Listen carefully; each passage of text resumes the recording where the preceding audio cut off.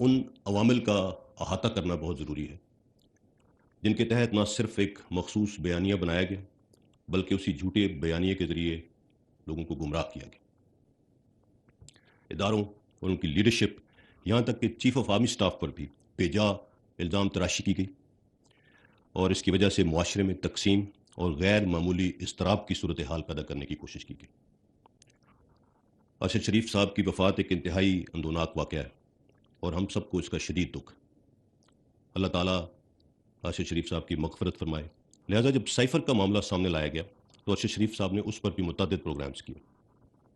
اس حوالے سے انہوں نے اس وقت کے وزیر اعظم سے کئی ملاقاتیں بھی کی اور ان کے کئی انٹرویوز بھی کیے، جس کے نتیجے میں یہ بات بھی کی گئی کہ شاید انہیں مختلف میٹنگز کے منٹس اور سائفر بھی دکھایا گیا تھا.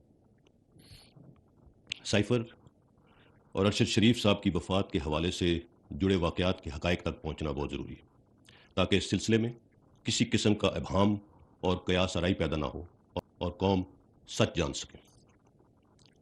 جہاں تک سائفر کا معاملہ ہے، آرمی چیف نے 11 مارچ کو کامرا میں سابق وزیر اعظم سے خود اس کا تذکرہ کیا تھا، جس پر انہوں نے فرمایا کہ یہ کوئی بڑی بات نہیں. ہمارے لیے یہ حیران کن تھا جب 27 مارچ اسلام آباد کے جلسے میں کاغذ کا ایک ٹکڑا لہرایا گیا اور ڈرامائی انداز میں ایک ایسا بیانیہ دینے کی کوشش کی گئی جس کا حقیقت سے دور دور تک کوئی واسطہ نہیں تھا.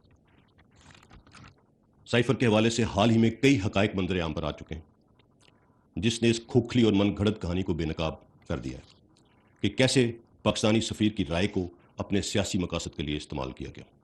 یوٹیوب پر گوگلی ٹی وی دیکھنے کے لیے youtube.com کی سرچ بار میں گوگلی ٹی وی ٹائپ کریں. گوگلی ٹی وی کے پیج پر سرخ رنگ کے سبسکرپشن والے بٹن پر کلک کرنا نہ بھولیے. یوٹیوب پر اپلوڈ ہونے والی ویڈیو سے باخبر رہنے کے لیے بیل آئیکن پر کلک کیجیے. آپ کو ہر نئی آنے والی ویڈیو کے بارے میں نوٹیفیکیشن موصول ہو جائے گا.